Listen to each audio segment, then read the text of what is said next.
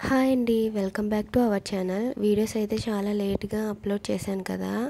అవును. నాకైతే అస్సలు హెల్త్ బాలేదు. సో, వీడియోస్ అనేవి నేను అప్‌లోడ్ చేయలేకపోతున్నాను.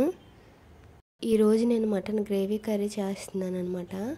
నార్మల్‌గా మనకి గ్రేవీ కర్రీ అంటే ఆనియన్స్ కట్ చేసుకొని పెట్టుకుంటాం కదా! అలా కాకుండా నేను చెప్పే విధానంలో చేస్తే గ్రేవీ కూడా ఎక్కువగా ఉంటుంది. టేస్ట్ కూడా బావుంటుందనమాట. ఒక్కసారి ఇలా ట్రై చేయండి. నేనిక్కడ దానికోసం కేజీ మటన్ అయితే తీసుకున్నాను. కేజీ మటన్‌కి 4 ఆనియన్స్ కట్ చేసి పెట్టుకున్నవి తీసుకున్నాను. అలాగే 2 పెద్ద ఆనియన్స్ మిక్సీలో గ్రైండ్ చేయడానికి తీసుకున్నాను. 5 లవంగీలు, 5 యాలకీలు, చిన్న దాల్చిన చెక్క, ఒక బిర్యానీ ఆకు తీసుకోవాలి.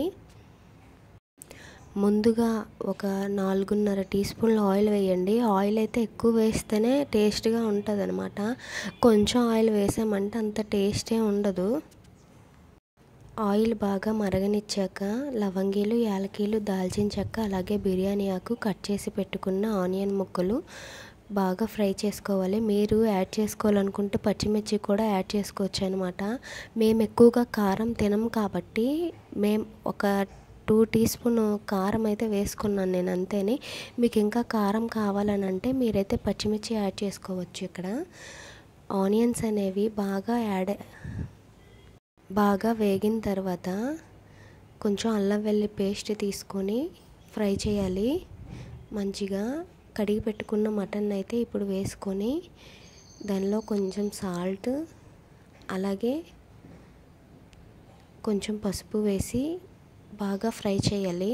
మనకి వాటర్ అనేది వస్తుంటుంది కదా మటన్ నుంచి. ఆ వాటర్ ఇంకిపోయేంత వరకు కూడా కూర బాగా మరిగించుకోవాలన్నమాట, ఉడకపెట్టుకోవాలి.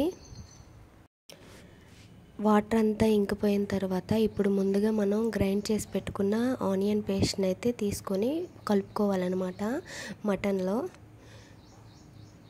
ఆనియన్ పేస్ట్ వేసాక ఆనియన్ పేస్ట్ ఒక 2 మినిట్స్ అలా బాగా ఫ్రై చేయాలి. చేసిన తర్వాత మీ రుచికి తగినంత కారాన్ని అయితే వేసుకోండి. నేనైతే ఇక్కడ 1 కేజీ మటన్కి 2 స్పూన్స్ కారం అయితే తీసుకున్నాను. కారం మొత్తం ముక్కలకు పట్టేలా మంచిగా కలుపుకోవాలి. మంచిగా కలుపుకున్న తర్వాత ఇక్కడ మనం కొంచెం వాటర్ అనేది యాడ్ చేసుకోవాలన్నమాట. వాటర్ వేసుకొని కుక్కర్ మూత పెట్టుకోవాలి. విజిల్ తీసి కుక్కర్ మూత పెట్టి విజిల్ పెట్టాలి. ఒక 4 విజిల్స్ వరకు కూడా మనం ఉంచాలన్నమాట. 4 విజిల్స్ తర్వాత మనకి ఆల్రెడీ ముక్క అనేది మెత్తదనం వస్తుంది కదా. కొంచెం వాటర్ అయితే మ్యాక్సిమం మీరు వేసే వాటర్ క్వాంటిటీ బట్టి వాటర్ అయితే దానిలో ఉండదు. నేను కొంచెం ఎక్కువగా తీసుకున్నాను కాబట్టి ఇక్కడ వాటర్ అనేది మిగిలింది. కొంచెం బాగా మరగనిచ్చిన తర్వాత కొంచెం గరం మసాలా, అలాగే కొత్తిమీర వేసుకోవాలి. గరం మసాలా ఎప్పుడు కూడా ముందుగా వేసి మనం ఉడకపెట్టకూడదండి. టేస్ట్ అంత బాగోదు. దానికి తోడు ముక్క కూడా ఉడకదనమాట. దగ్గరగా ఇంకిపోయినంత వరకు కూడా మంచిగా ఉడకపెట్టుకుంటే మనకి మంచిగా ముక్క చాలా మెత్తగా గ్రేవీగా కర్రీ అయితే మనకు రెడీ అయిపోయింది. నా ఛానల్ కనుక మీకు నచ్చినట్టయితే షేర్ చేయండి, లైక్ చేయండి, సబ్స్క్రైబ్ చేయండి.